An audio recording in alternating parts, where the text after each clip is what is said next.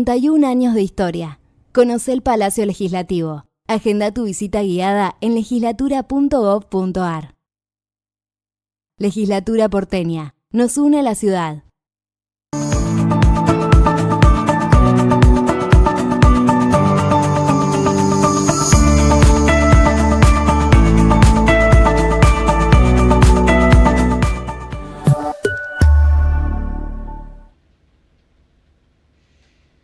Esa es la etapa original de Domingo Faustino Sarmiento del libro Educación Popular, un libro escrito por Sarmiento y publicado en Chile. Hoy es el Día del Maestro, es nuestro pequeño homenaje al gran maestro argentino, en un momento donde hay muchos que reconocen, y tal vez la mayoría, aquí lo vamos a hablar seguramente con Marina Costa y con Ignacio Lavaki, que también está en el piso del libre mercado. Tal vez sea algo de mayoría, es esto de que la educación tiene que ser pública, pero no todos en el gobierno están a favor de la educación pública, de la educación popular, como quiso Sarmiento llamar a este libro impresionante. En este día tan particular, siempre pasan cosas muy conmocionantes el 11 de septiembre, pero quería iniciar con esta etapa porque ayer nomás Javier Milei iba a ir a un evento muy importante en conmemoración a Sarmiento y a la educación, que se iba a hacer en el CCK, y bueno, y no fue. A último momento nos enteramos de que no iba. Bueno, estaría preocupado con la foto del día, que por cierto le salió muy bien al presidente. Hizo lo que hacen los gobiernos, negoció y logró este triunfo, que no parece que fuera un triunfo para el que no sigue mucho la vida parlamentaria, porque hay 153 diputados que votaron en contra del presidente y hay 87 diputados que votaron a favor del presidente, pero ganó el presidente porque ganó el veto presidencial. Con 87 diputados, es decir, con más de un tercio de la Cámara de Diputados, el presidente Javier Milei, todos los presidentes por Constitución Nacional, logran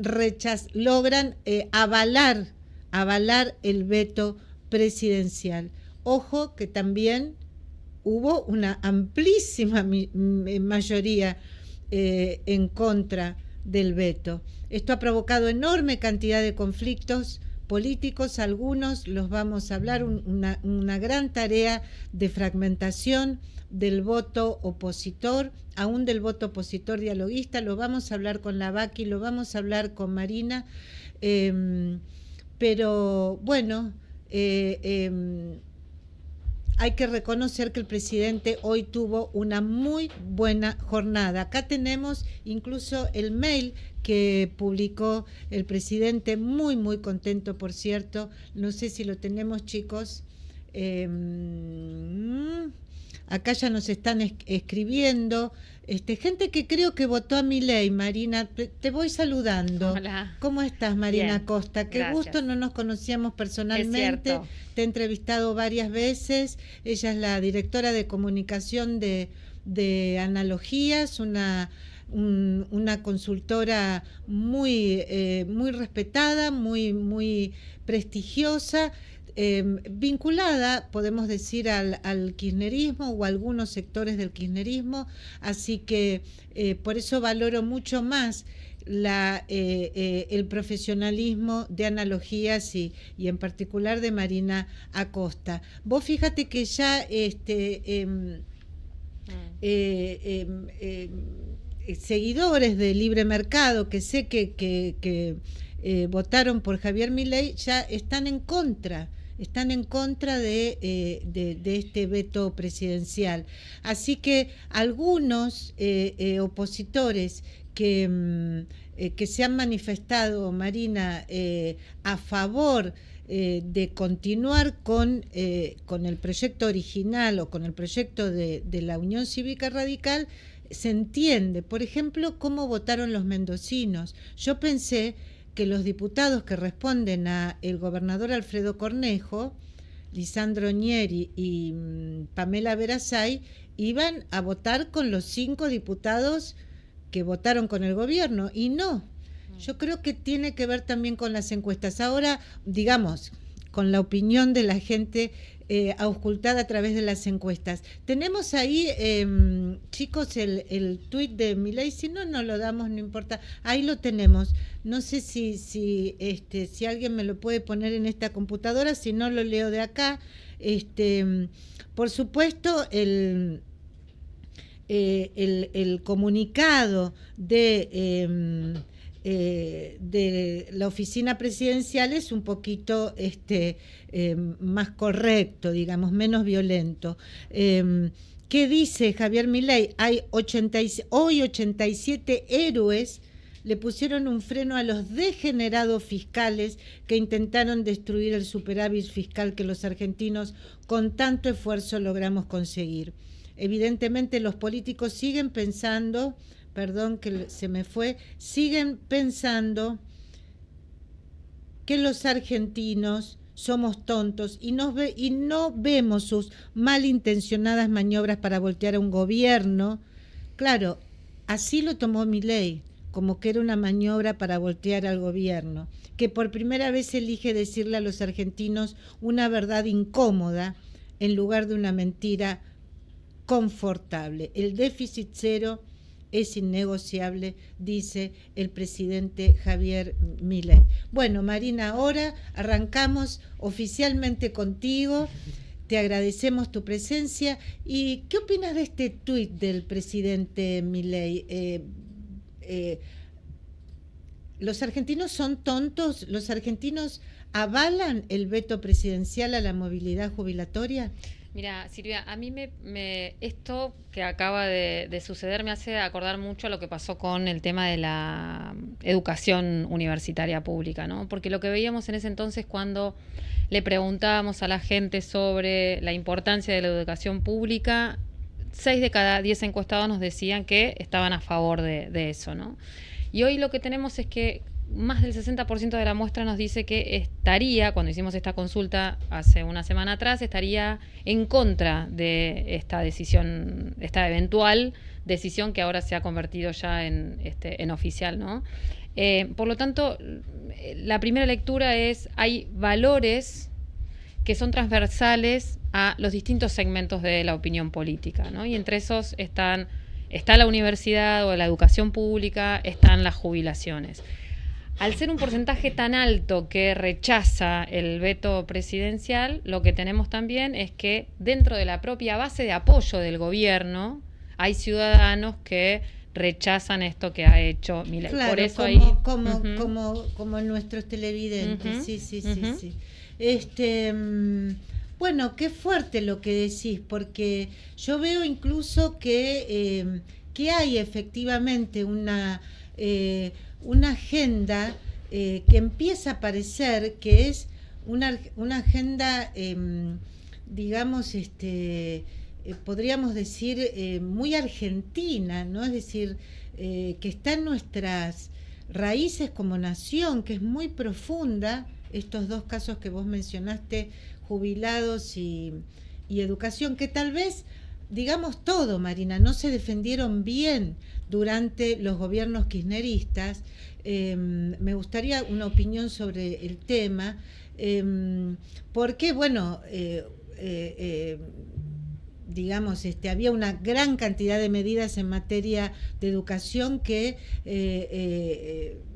incluso hasta Cristina Fernández de Kirchner le decía a los sindicalistas, no, paren con esto, vayan a clase, no hagan paros.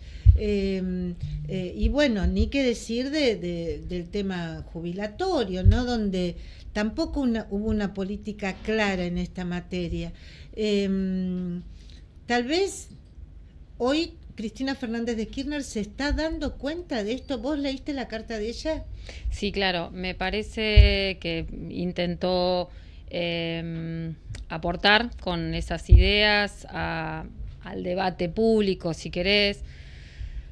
Yo escuché muchas críticas de no entiendo para qué lo hizo, por qué lo hizo, ¿no? Bueno, claramente los que estudiamos política sabemos que los políticos tienen que hablar no solamente a sus bases, sino también a sus adversarios. Y Cristina Fernández se ha posicionado, ¿no? Frente al presidente Milei. Después podemos hacer las críticas de la retórica de redes sociales, ¿no? Que siempre están... Bueno, las formas plantearíamos, ¿no? Estas chicanas entre una expresidenta y un presidente. Pero el contenido me parece que hubo un mea culpa. Creo que también trata de ordenar, ¿no es cierto?, a la tropa interna, ¿no? Al propio peronismo. Sienta ahí ciertas temáticas, cierta agenda para la discusión. Digamos, a mí me pareció interesante, digo, ¿no? Después quiero retomar lo que decía Silvia, que también me parece importante. La gente no es tonta, ¿no? Aunque el presidente subestime y diga, les estamos abriendo los ojos. La gente es muy consciente del estado de gravedad por el que atraviesa nuestro país. Y yo te diría que una de las causas que permitieron la llegada de Milei al poder fue que la gente creyó en el discurso de Milei, en parte porque el gobierno del Frente de Todos no podía dar respuestas a la gran demanda de la ciudadanía, que era la lucha contra la inflación, ¿no? El presidente Alberto Fernández hizo muy poco por eso, ¿no? Y en ese sentido, esa crisis del gobierno de Alberto Fernández le abre la puerta a un discurso como el de la extrema derecha, que a través de frases, ¿no?, o de fórmulas sencillas le explica a la ciudadanía argentina cómo bajar el problema de la inflación. Lo que pasa es que ahora el gobierno no puede demostrar muchos resultados y por eso alguna parte de su base de apoyo hoy ha dejado de acompañarlo. Bueno, acá Cecilia Roca nos está diciendo que hay problemas en la transmisión, que se corta el audio. Bueno, esperemos que se vaya resolviendo. Vamos a ver, bueno, hoy también se conoció el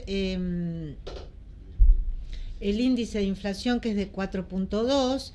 Me parece que eso también tiene que ver con esta dificultad de seguir consolidando lo que ha sido el objetivo central del gobierno. Y algo que me llamó la atención, no sé a vos, yo, bueno, estuve trabajando todo el día, pero algo que me llamó la atención es que con una inflación que era un poquito más grande de la que esperaba y transmitía el gobierno que sería, que creían que iba a estar por debajo de 4, hablaban de 3.7, 3.8, 3.9, querían que tuviera el número 3. Entonces, como eso no le podían dar, lo que le dieron es la otra gran demanda de la población, que es seguridad. Entonces, desde mi punto de vista, provocaron una situación frente a la Cámara de Diputados, frente al ingreso de la Cámara de Diputados, corriéndose. Yo hablé incluso con una colega, con Carla Risotti, que fue agredida por un manifestante, pero ella misma me dijo, la verdad es que todo fue muy raro, porque después la agrede el manifestante y yo me solidaricé con ella. Pero antes la Policía Federal se retiró del lugar. Se retiró y dejó las vallas sin defensa. Entonces los manifestantes, que seguramente eran los sectores de izquierda, digamos, los menos tal vez representativos de la opinión argentina o de la opinión general, son minorías. Entonces ellos fueron contra las vallas en actitudes muy violentas y parecía como que, bueno, o sea, y seguían sosteniendo el gobierno, como todo un protagonismo a las fuerzas de seguridad, ya que no les damos inflación baja, bueno, les damos garantía de que le pegamos a los manifestantes. También pasaron cosas del lado de los manifestantes que también habrá que averiguar. No sé si viste una niña de 9 años que parecía que le habían tirado la policía gases lacrimógenos, y resulta que fue una persona buscándola a la niña y le tira un tipo de pimienta que aparentemente se consigue por las redes sociales fácilmente, digamos que está que es fácil para cualquiera, entonces es fácil obtenerla para cualquiera. Entonces, bueno, son como situaciones raras. Lo concreto es que Analogía fue una de las primeras consultoras que empieza a ver, a notar y a demostrar en sus estudios diferencia notable entre la imagen del presidente y la imagen del gobierno. A ver, ¿lo podemos ver, Acu, por favor? A ver, si podemos ver los cuadros, si los tenemos, no sé. Si no, yo me los acuerdo, ¿eh? Sí, bueno, seguramente los perdimos porque, bueno, tenemos así nuestras dificultades operativas acá. ¿Los encontraron, chicos? No, porque no los hicieron aparte. Bueno, yo estoy buscando el cuadro de la página, recién les dije, de la página... 8, dijiste. Sí, 8, 10... Y claro, había que poner los cuadros, Demetrio, porque pobre Acu no puede estar buscando todo. Bueno, pero todo no podemos, estamos aprendiendo. Acá estamos viendo la imagen del presidente. Claro, no, a ver, busquemos el cuadro. ¿Qué página es esa? Busquemos un cuadro, sé que es difícil. Eso es 10. Bueno, 8. Bueno, pongamos más al comienzo, el cuadro anterior. Se supone que el productor tiene que ver esto antes, pero bueno, no es el caso de hoy. Cuadro, que no es cuadro, o sea, torta. Perdón. Gráfico, claro. Ahí. A ver, ¿eso qué es? Pongámoslo al aire. Acá está la aprobación o desaprobación de la gestión. A ver, ¿cómo es la aprobación y desaprobación de la gestión? Bueno, acá lo que tenemos es que el 48% de la muestra, perdón, 44, no te cruces, 44% de la muestra desaprueba el gobierno de Milei y 39 la aprueba.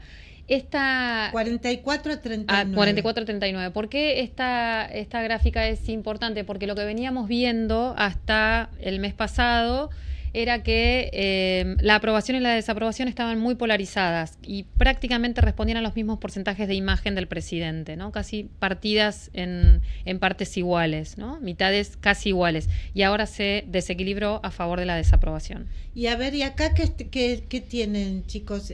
La imagen del presidente... Era la que habíamos visto... Antes... La 8 que estaba en las tablas, pero me imagino que en la 9 tendría que estar el gráfico. No, esta es la de la fórmula jubilatoria. Claro, sí, de la que esta hablamos es la imagen, recién. Y seguramente atrás de esta está la gráfica. Más al principio. No, lo están viendo ahora.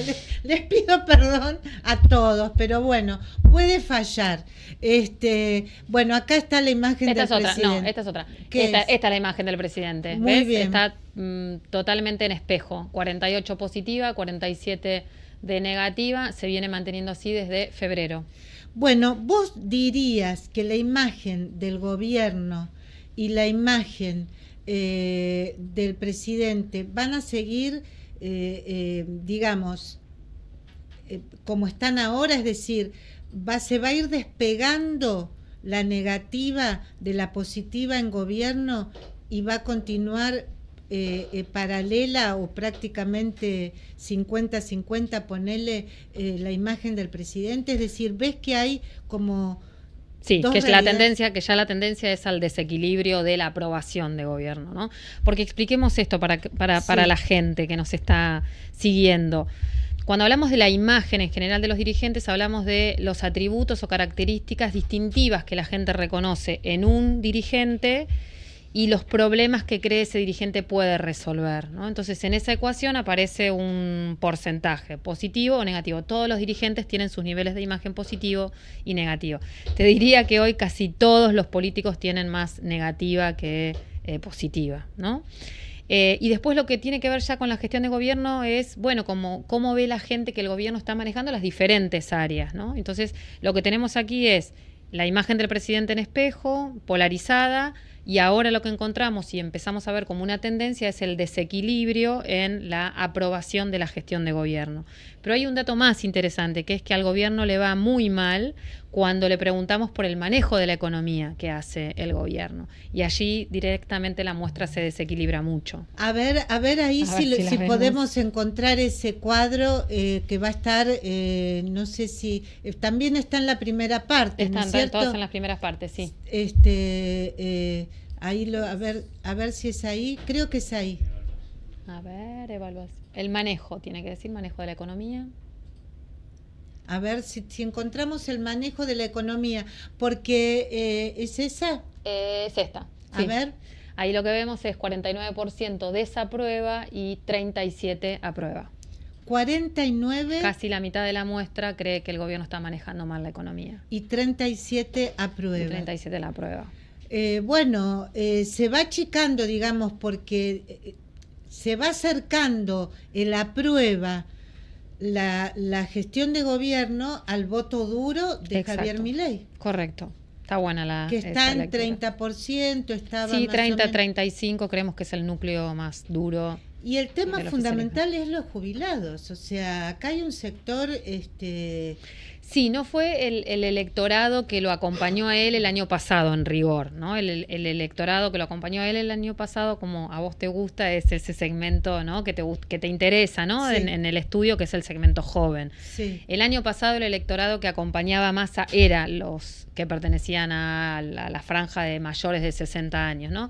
En parte porque el paso de Massa por el ANSES, claro, ¿no? en el gobierno en el primer gobierno kirchnerista, digamos, había dado muchos beneficios a los jubilados y los jubilados tenían memoria de ese paso de Massa. Claro. Pero no era un electorado que lo había acompañado a Milei en rigor, ¿no? Y ahora claro, tampoco lo acompaña. Claro, y del lado, digamos, de los no peronistas estaban con Patricia Bullrich, exacto, digamos, no con Milei. No con Milei. Ahora, qué complicado, claro, se queda, la verdad es que todos los partidos políticos quieren llegar a los jóvenes. Uh-huh. Y la verdad es que los demás parece que han perdido a los jóvenes, sobre todo el PRO, la UCR. Tal vez el peronismo no es exactamente así. ¿Cómo lo ves? El peronismo eso? viene siempre atrás, te diría, de todo lo que es la estrategia digital en comunicación, ¿no? Uno de los grandes aciertos del año pasado de La Libertad Avanza fue explorar ese territorio, ¿no? De la comunicación digital, que no estaba, si querés en términos de marketing, no estaba todavía, no había ni ahí un posicionamiento de los espacios políticos, ¿no? Entonces, claramente, cuando hablamos del segmento joven, hay unas características que la otra vez también las charlamos con vos, Silvia. El segmento joven, el que va de los 16 a los 29 años, es el segmento menos informado de la opinión pública, el que más alejado está de la política y además el que el año pasado tenía muchísimas demandas para con el gobierno del Frente de Todos, ¿no? Claro.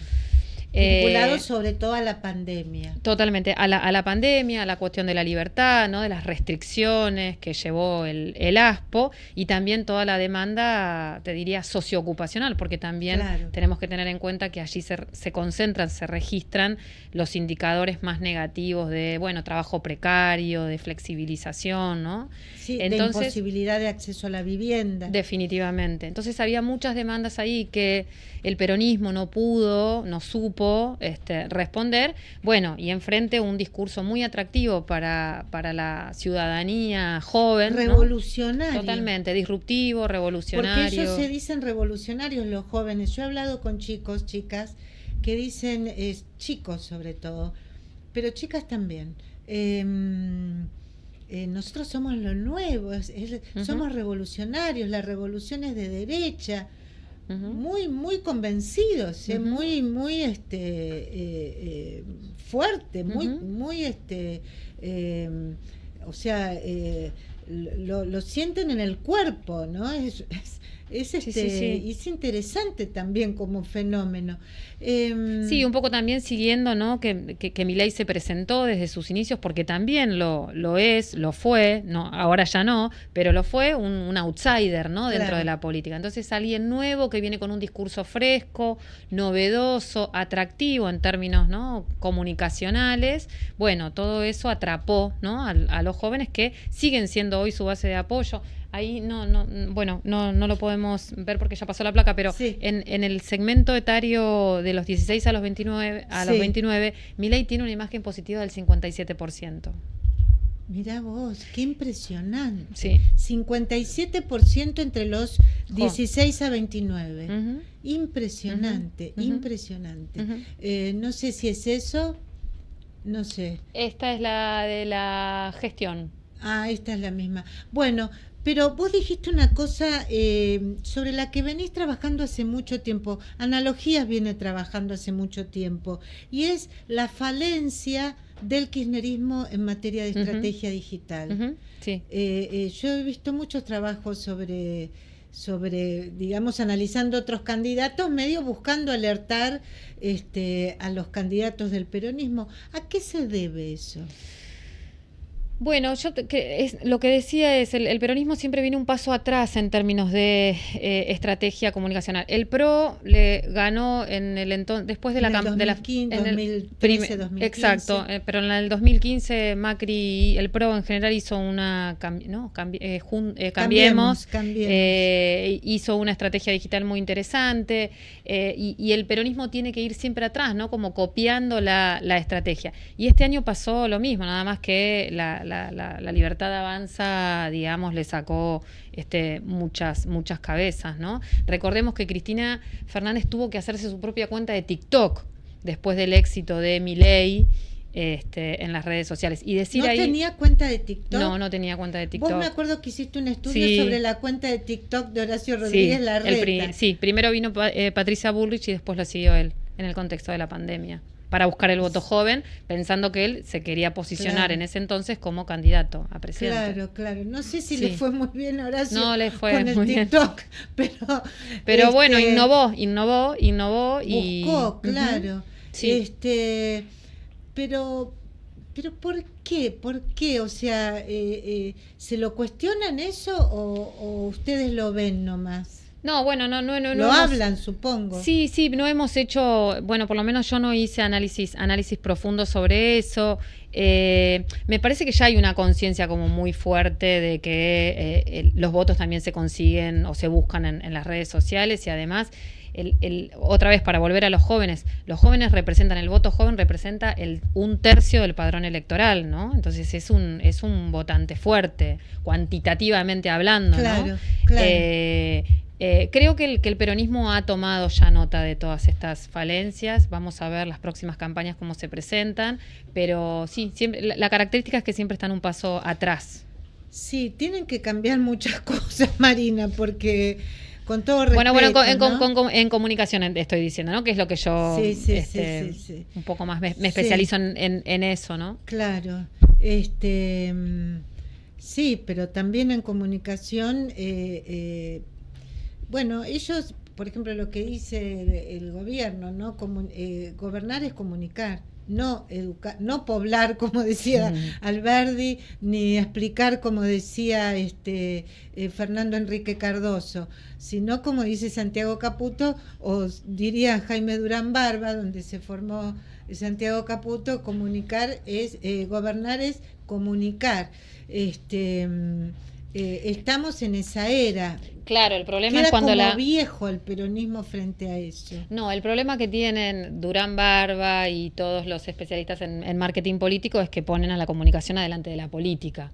Y ya vimos que cuando pones a la comunicación adelante de la política puede sucederte, si estás en un contexto adverso también, lo que ocurrió con la Alianza y en 1999, esa famosa campaña del Dicen que soy aburrido de la Rúa, y cómo terminó todo, ¿no? Digamos, la política es más que comunicación. Y hay que ver, por supuesto, bueno, Ellos dicen que no. No. Hay que ver cómo termina Javier Milei, pero está claro que el sostén principal de Javier Milei es la comunicación. Coincido.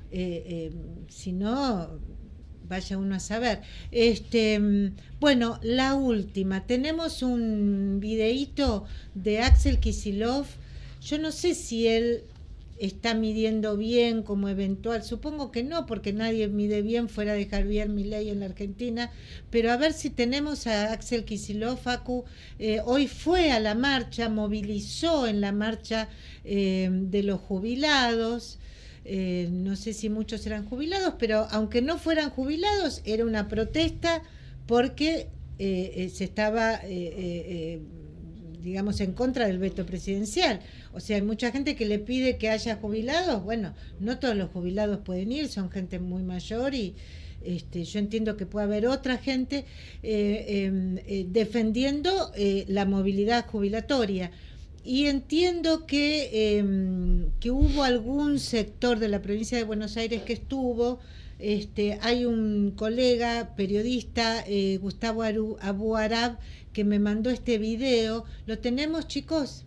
A las provincias argentinas y va contra el federalismo. Por último, esto que planteó de sacar un instrumento que tienen los intendentes e intendentas para tener mayor cobrabilidad. Milei ajusta a los jubilados, ajusta a las provincias, interrumpe la obra, ya pidiendo la obra para todo el país, pidiendo los fondos para las provincias y bueno, y todos los problemas que genera Milei, los jubilados que no tienen para los remedios van al hospital público municipal o provincial en provincia de Buenos Aires. Por eso enfrentarse también a los intendentes e intendentas es un gran error, no se da cuenta todo el trabajo que hacemos todos los días para evitar que los desastres que produce sean aún peores. Gobernador, ¿para usted la movilidad jubilatoria es posible económicamente? Mira, esta ley, lo único que quiero decir es que los recursos de esta ley, lo que vetó Milei, es equivalente a los impuestos que le perdonó a los más ricos de la Argentina cuando cambió bienes personales, o el otro día cuando cambió el impuesto país. Es decir, que acá no hay un problema de si hay plata o no hay plata, sino para qué se usa y a quién se beneficia. Gracias. ¿Sirve este discurso o no? ¿Sirve aparecer acompañado de Victoria Magario, de Verónica Magario? Bueno, algunas lecturas. Primero, el campo opositor, ¿no? La oposición hoy en Argentina, no existe hoy en Argentina una estructura de oposición, ¿no? Los espacios políticos están atravesando sus propias crisis, sus propias internas, en el contexto de la crisis de representación que vive el sistema político, digamos. Esto también hay que anotarlo, ¿no? Claro. Desde 2021, Argentina su sistema político atraviesa una crisis de representación. Luego, la gente reconoce que dentro de esa crisis de representación, el peronismo es el actor opositor al gobierno. Ocurre que el mosaico de opiniones políticas hoy está fragmentado en tres partes. El peronismo, lo que serían los que se definen como libertarios, macristas y radicales, pongámoslos todos juntos, y hay un tercer espacio que es el espacio de los que dicen que no se sienten representados por ningún espacio político, ¿no? El peronismo está jugando sus fichas, tiene que reconfigurarse frente al gobierno y el desafío mayor es tratar de representar, ¿no es cierto?, a ese 30% que hoy dice no sentirse representado por ningún espacio político. 30%. 30%. Bueno, nos vamos con ese dato que todo lo que dice Marina Acosta nos deja pensando, pero ese dato del 30%, bueno, qué atractivo para construir nuevos espacios políticos, para construir nuevas mayorías electorales.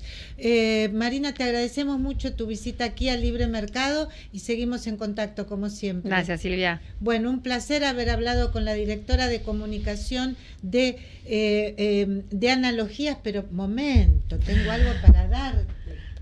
No te vayas, por favor. Gracias. Tenemos acá...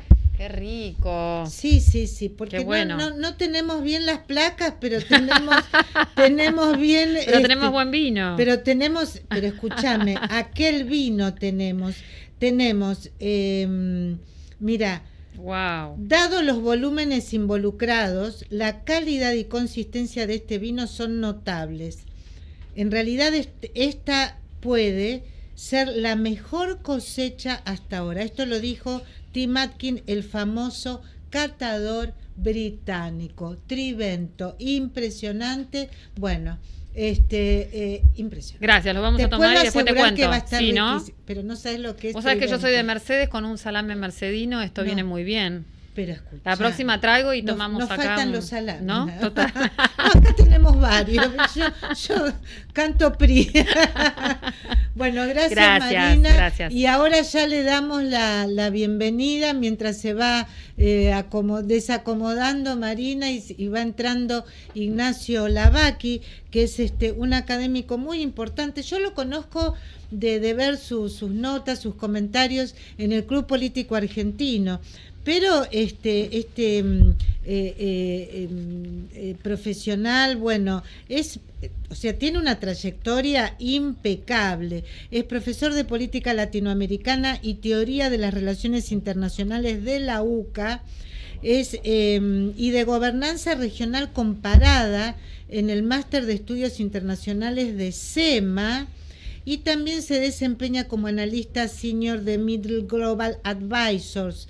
Lavaki es Magister en Science in Sociology de la London School of Economics. O sea, escúchame, es un académico, pero impresionante. Así que para mí es un honor tenerte, Ignacio Lavaki, aquí en Libre Mercado. Sos un liberal. Leí por ahí un liberal, en tu perfil de X, decís, ¿cómo es que decís en el perfil de X? No, yo soy liberal a secas, no liberal no libertario, pero liberal en lo político sobre todo, en lo económico también, pero digo liberal. Sí. Bueno, vos viste, mira, todo esto ya estuve pensando esto, y es que en la Argentina hay una larga tradición de liberales conservadores. Yo no he visto, estoy pensando, creo que mi padre tampoco, no sé, mi abuelo,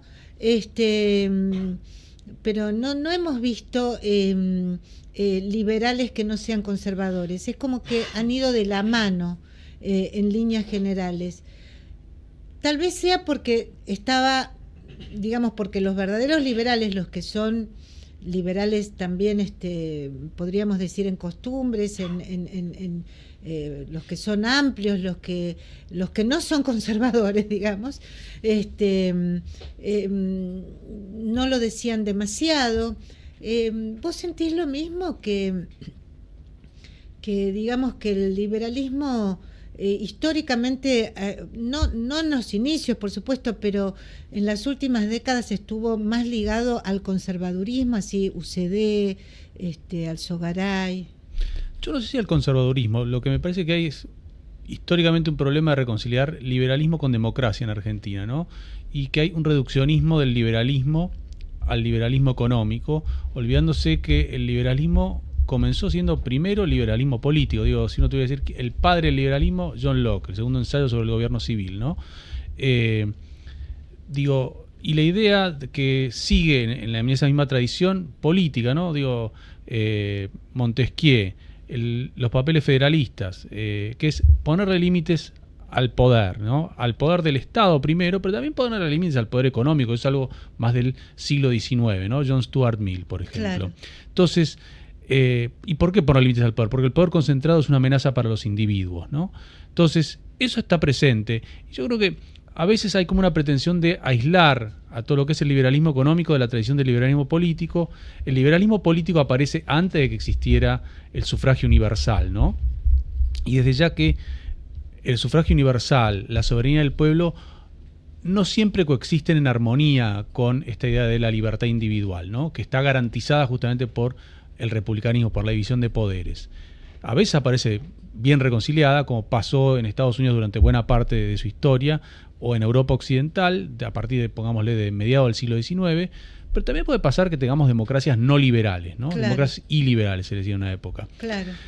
Y puede pasar también que haya un maridaje que a algunos les parece extraño entre liberalismo económico, a veces se le llama neoliberalismo, con populismo como estrategia política, ¿no? Que, Bolsonaro fue un buen ejemplo de eso, en alguna medida Menem lo fue, Fujimori, que está, parece que agonizando en estas horas, fue un ejemplo de eso, ¿no? De populismo político como estrategia para gobernar, y liberalismo económico.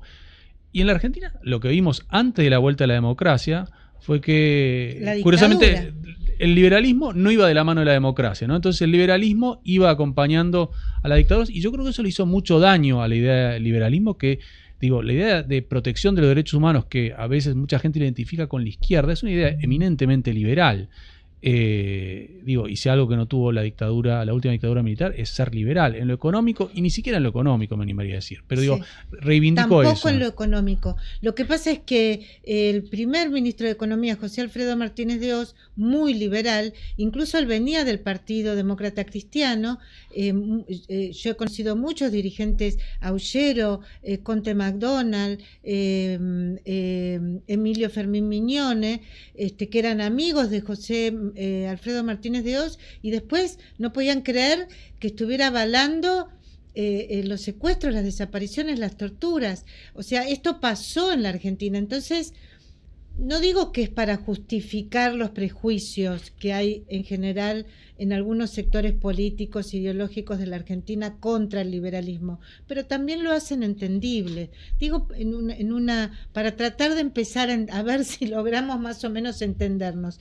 Pero en línea con esto que decís, Bolsonaro, Fujimori, este liberalismo con populismo, Javier Milei toma eso que no sé si tiene tradición en la Argentina. El único ejemplo anterior de este maridaje entre populismo y liberalismo económico era Menem, ¿no? Sí, pero él era peronista. Sí, no, por eso. Y Bolsonaro no es liberal. Bolsonaro es un militar que rechazó durante 30 años todas las reformas que iban en el sentido de desregular la economía, ¿no? Y después se asoció con Paulo Guedes, un economista cuyo único paso por la función pública había sido en la dictadura de Pinochet, ¿no? Que era otro caso así de asociación de liberalismo económico y autoritarismo. Ahora, ¿por qué se da este maridaje entre liberalismo económico, neoliberalismo, y en ese momento se decía neopopulismo, ¿no? Porque básicamente el liberalismo económico se centra muchas veces, o los neoliberales se centran en, digamos, tenemos que avanzar con esto y rápido, son reformas necesarias, y el Congreso y la sociedad civil son un estorbo.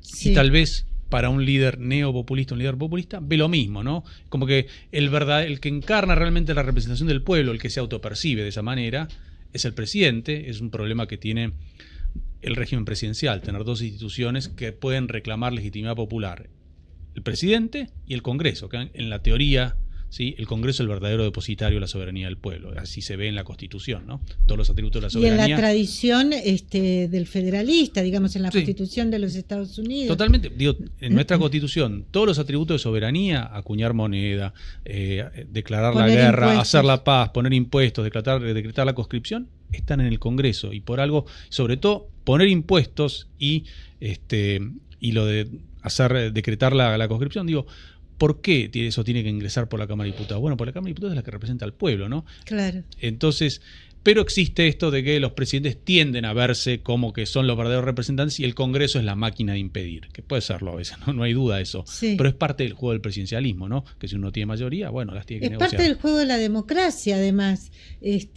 O sea, bueno, hay otros y algo tengo que hacer. O sea, existen otras representaciones. Y el sistema se pensó así, ¿no? Digo, uno lee El Federalista, que la ambición detenga la ambición, ¿no? Guillermo O'Donnell, un politólogo argentino bastante conocido, decía esto ¿qué es lo que caracteriza una democracia representativa? Que hay rendición de cuentas frente al electorado, pero también rendición de cuentas entre los poderes. Obviamente, muchas veces a los presidentes no les gusta rendir cuentas, ¿sí?, ante otros poderes. Sí les gusta la comunicación directa con el electorado. Eso es lo que yo diría caracteriza a los líderes populistas, ¿no? El vínculo plebiscitario directo con sus seguidores. Sí, y lo que sí no vi venir, porque a Milei, bueno, frente a Sergio Massa yo lo vi venir, antes no, pero después dije, sí, es obvio, la gente no lo va a votar a Sergio Massa, será mejor, peor, no sé, no es el momento de opinar sobre él, pero ya ahí no tenía la menor duda de que iba a ganar Javier Milei, pero lo que definitivamente no vi venir es esta vocación de imponer una voz única, igual que lo hizo el kirchnerismo. Bueno, yo diría que eso hace al estilo de los dirigentes populistas. Yo creo que eso sí, para mí sí era previsible. Lo que... ¿Vos te dabas cuenta que era populista antes de que sea presidente? Sí, yo escribí en Seúl, perdón por el chivo, ¿no? No. En el año 2021. Soy fan de Seúl, soy suscriptora además. Un artículo sobre eso, justamente llamaba algo así como El pueblo libertario de Javier Milei, donde explicaba por qué, digamos, para casi toda la ciencia política, el liderazgo de Milei era claramente populista. Y lo volví a escribir el año pasado en algún blog de la UCA. Voy a leer esos artículos. Sí, digo, lo decía no con ánimo así de criticarlo, porque digo, el populismo tiene este problema como concepto y como término que tiene una connotación, aparte de ser descriptivo y que es bastante difícil de definirlo y que no todos se ponen de acuerdo sobre qué es, pero digo, los economistas tienen su propia definición de populista y por eso Milei acusa al resto de populista, pero digo, claro, en términos políticos él claramente lo es y no lo digo despectivamente, es un término que tiene una connotación negativa para mucha gente, pero digo, sí, yo creo que lo era y lo escribí muchas veces y no tengo problema en decirlo. Te voy a decir que lo que más le molesta es que le digan populista. Que cuando un periodista, por ejemplo, Jorge Fernández Díaz, le ha dicho populista y lo ha fundamentado, el presidente salió pero como sacado, porque piensa que un liberal no puede ir de la mano de un populista. Pero bueno, tal vez él no sea tan liberal, ¿no es cierto? O tal vez, había un pensador italiano llamado Benedetto Croce que decía, bueno, están los liberales, están los liberistas. ¿Los liberistas qué eran? Eran los que solamente les interesaba la libertad de mercado. Entonces, yo cuando veo que hay un intento de restringir el acceso a la información, sí, cuando veo el ataque a periodistas, cuando veo señales de intolerancia y pienso, no sé, Locke, aparte de escribir el primero y el segundo tratado del gobierno civil, escribió algo que se llamó las cartas de la tolerancia, ¿no? Entonces digo, bueno, ¿cuánto liberalismo hay? Y no sé si hay mucho, ¿no? Digo, el liberalismo es una familia muy amplia y digo, conviven liberales más, como dirían en Estados Unidos, más liberals y otros liberales que son más de fijarse mucho en restringir el poder del Estado, ¿no? Y digo, qué sé yo, el Partido Republicano, antes que lo capturara Trump, era más del estilo liberal, más preocupado por el tema del Estado. Y el liberal del Partido Demócrata... Claro, son liberales los dos. Sí, era más pensaba, bueno, si no hay un piso mínimo, si uno no tiene para comer, como lo dijo el presidente Lacalle Pou en su discurso en la Fundación Libertad. Impresionante. Si uno no tiene para comer, digo, ¿de qué libertad? ¿Cómo va a ejercer las libertades civiles? ¿Y cómo le molestó ese discurso a Javier Milei? Estaba planificada después una reunión informal entre ellos y Javier Milei agarró y se fue. No podía tolerar. Él estaba ahí, él estaba escuchando, no en la mesa, estaba en el VIP y lo estaba escuchando y no podía tolerar. No quiso entrar. Es el presidente de un país vecino, no es cualquier dirigente y es presidente y es liberal. O sea, además es de su familia. Y estaba sacado, estaba realmente muy enojado. Ignacio, ¿y cómo sigue esto? ¿Vos ves que estos nuevos desafíos que tiene, digamos, el único dirigente que se ve, Javier Milei, el único que está consolidado, lo dijo Marina Costa recién, todos los demás tienen diferencial negativo, la oposición está ultra fragmentada, igual hay una mayoría importante, muy importante en diputados y por supuesto en el Senado, que no está con Milei. Hoy 53-87, después de un esfuerzo descomunal que hizo finalmente el gobierno para tener un tercio y que no le rechacen el veto. ¿Ves que hay espacio para otra fuerza o hay que, como hacen algunos, dejar que, bueno, que se vea qué pasa, si a Milei le va bien o le va mal? A ver, me parece que hay un segmento, como decía Marina, que tiene un mercado cautivo, ¿no? O que es un mercado cautivo del kirchnerismo, que es esa porción de la opinión pública que rechaza al gobierno y que está dispuesta a votar en contra. Y me parece que ahí hay poco espacio para gente que estuvo en el PRO o que está en el UCR para ir a pescar votos, ¿no? Porque digo, el monopolio de ese voto lo va a tener el peronismo, claramente, el año que viene. Y después, digo, la opción moderada que a veces me han preguntado a mí, sí. Digo, son todos dirigentes que tienen mucho más capacidad de rosca, que yo creo que es algo muy necesario la rosca en política. Digo, y hoy lo mostró el gobierno, mostrando que no es solamente comunicación, que también es rosca, ¿no? Porque dio vuelta a diputados radicales para que no le insistieran el veto, y se reunió hoy con senadores, lo cual marca una curva de aprendizaje político bastante interesante. Es la primera vez que se reúne con senadores así, a la vista de todo el público. Se reunió con uno, con otro, no con todos los que tienen, digamos, los jefes de bloque, de bloques dialoguistas. Es la primera vez. Yo creo que eso es bastante interesante. Pero digo, supongamos el grupo de los moderados, entre comillas, la opción centrista moderada, pongámosle nombres, Stolbizer, Rodríguez Larreta, Pichetto, no sé, Monzó, por ejemplo. Bueno, ¿cuántos votos mueven? No. ¿Cuántos lo votarían? 1%, o sea, digo, no pueden sé. entrar. Martín Lustó. Lustó es un caso diferente, ¿no? Porque digo, tal vez en la ciudad de Buenos Aires haya un electorado más propicio para él, ¿no? Pero hoy tiene 2%. Pero está en un lugar incómodo, ¿no? Porque no queda claro, digo, el kirchnerismo puede ir en la ciudad con un candidato más atractivo y no compartir el premio.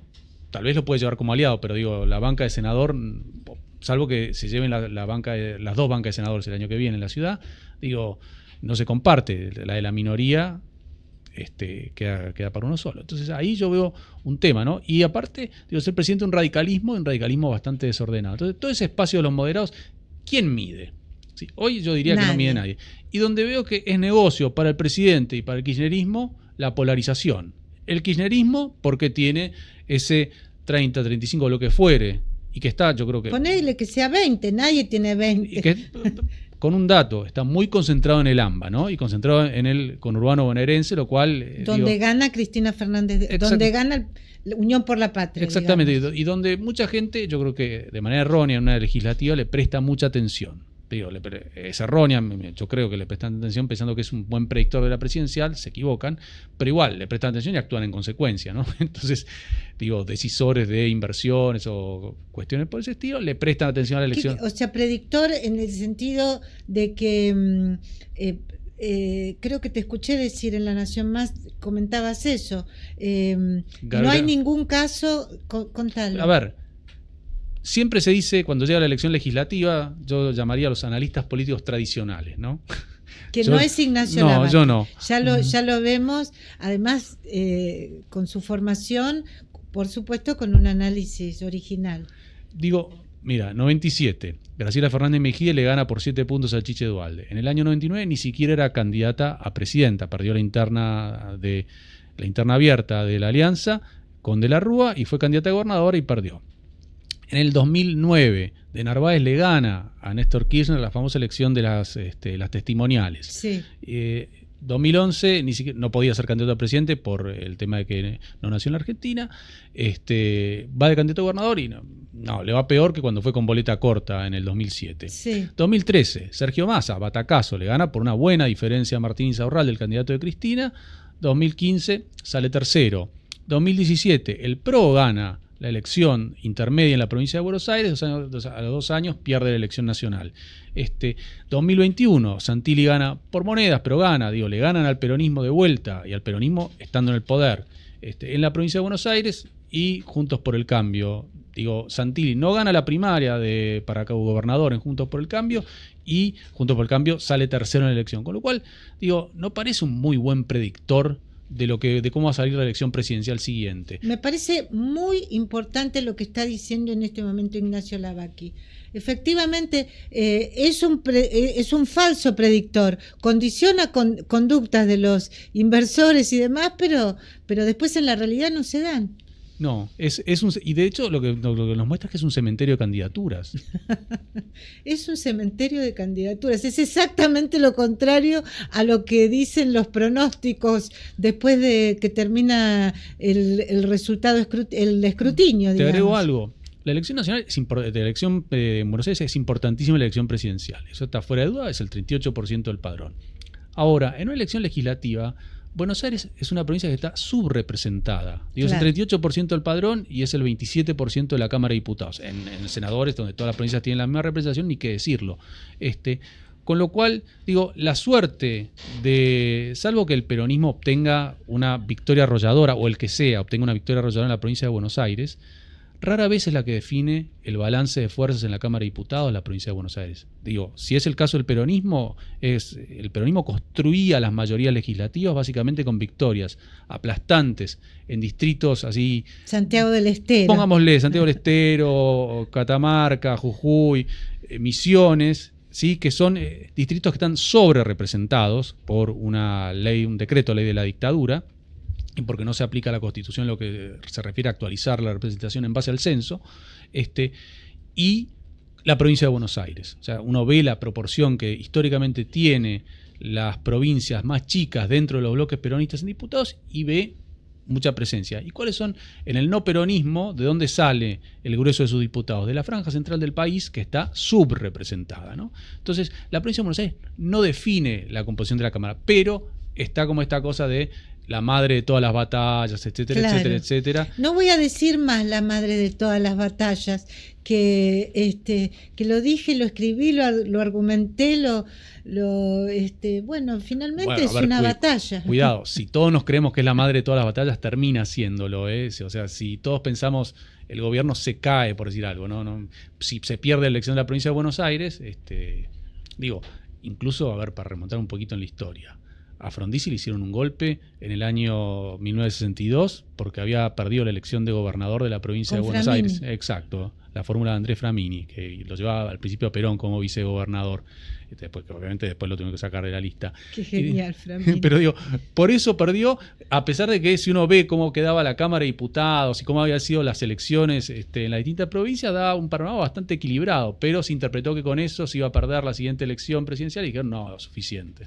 Bueno, acá nos llegan algunos mensajes, dice Cecilia Roca, que siempre nos escribe, que es una divina. Análisis interesante, dice, falta decir que los votantes son cada vez de menor edad y con un nivel cultural tristísimo, dice, hoy votan con 16 años, votan los que vivieron a los K.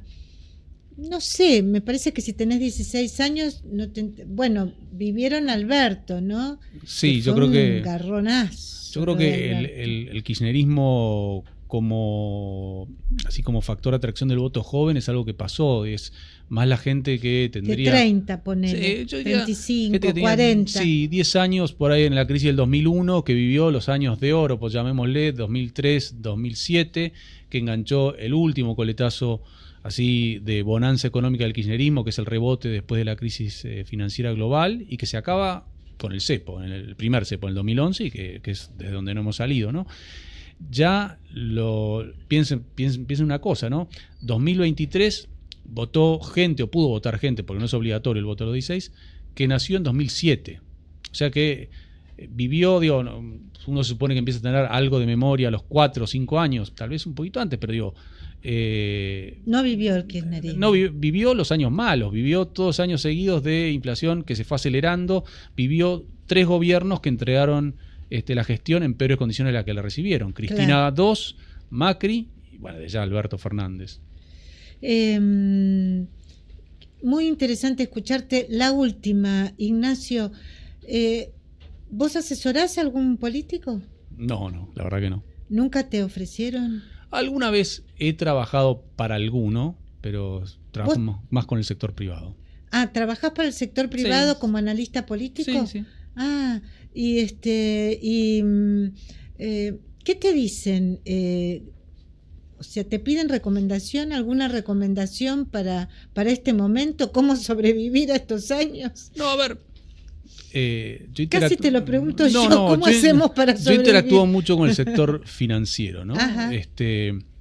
Digo, me parece que hay como todo un interés, y del sector financiero afuera me parece que por ahora es mucho el que va en busca de alguna ganancia muy rápida, producto de la oportunidad, pero no con una visión de largo plazo, ¿no? Entonces, Claro. cuando uno le preguntan sobre Argentina desde afuera, muchas veces, ¿por qué otros países te preguntan? Que yo algunos de esos los sigo. Bueno, por Ecuador y Venezuela. No es que te dicen, invierto en Brasil, invierto en México, quiero saber sobre la situación política argentina. No, en que invierte Brasil, México y eso, que son países que tienen problemas, ¿eh? O Colombia, o Chile no está mirando a la Argentina, ¿no? La Argentina está en una categoría muy marginal. Venezuela, Ecuador, categoría Venezuela. Son activos de mucho riesgo, pero cuando el riesgo es muy alto, también puede ser el retorno muy alto. Claro, la ganancia muy alta. Bueno, pero no me dijiste qué hacemos. ¿Para sobrevivir? Sí. Bueno, es que día a día no, es un momento difícil. De ya. Para, por ejemplo, los que creemos en la libertad de expresión, nos sentimos un poquito acosados. Bueno, ustedes ya vivieron lo que Julio Blanc, en paz descanse, llamó hacer periodismo de guerra, ¿no? Sí. Bueno, habrá que ponerse el casco de vuelta. Bueno, lo dice Ignacio Lavacchi, esperemos que no sea necesario, dice acá Guille Lombardía. Bueno, la gente tiene razón, la gente mayor vivió todos los años malos de todos y siguen votando lo mismo. Bueno, con Milei votaron otra cosa, no, o sea, digamos todo. Pero les quiero decir que Ignacio Lavacchi no solo nos dio una recomendación de ponernos de nuevo el casco, una recomendación en la que voy a pensar muy bien toda esta semana porque por ahí tiene razón, sino que nosotros le devolvemos esa recomendación tan importante con un vino Trivento. Tenemos un texto para este. Ah, no, te llevas el mejor. Claro, porque fuiste el último en salir acá, pero el que te llevas el mejor. Vos no sabés lo que son los vinos Trivento, te lo digo de verdad. Este es Trivento Golden Reserve. Uvas de Luján de Cuyo y el Valle de Uco, mixturado con perfume de violeta y pétalos de rosa, taninos finos, acidez negra, fruta de cereza y arándano y un final vibrante.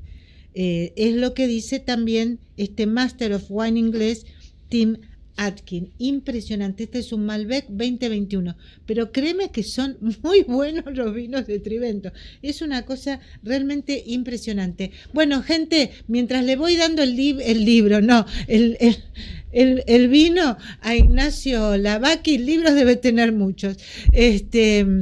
Los saludo, le agradezco un montón a Demetrio López, hoy llegué corriendo porque fue un día de muchísima información y mucho trabajo para los periodistas. Le agradezco mucho a Acu y a Gerard que estaban acá ya preparando todo, le agradezco mucho a la bodega Trivento, le agradezco mucho a Memo que donde yo colaboro, que es este portal mendocino que realmente está creciendo con una fuerza impresionante y nos presentó al CEO de Trivento, este vino que estamos disfrutando. Le agradezco, por supuesto, a toda la gente que nos hace canje, la gente de la ropa, la gente de la peluquería. Le agradezco a nuestros anunciantes y les mando un gran cariño, un gran saludo. Gracias por estar ahí y nos siguen, por supuesto, en YouTube con Libre Mercado. Aquí otra vez el próximo miércoles a las 20 en directo y nos pueden mandar los mensajes. Chao. Gracias. 91 años de historia. Conoce el Palacio Legislativo. Agenda tu visita guiada en legislatura.gov.ar. Legislatura porteña. Nos une a la ciudad.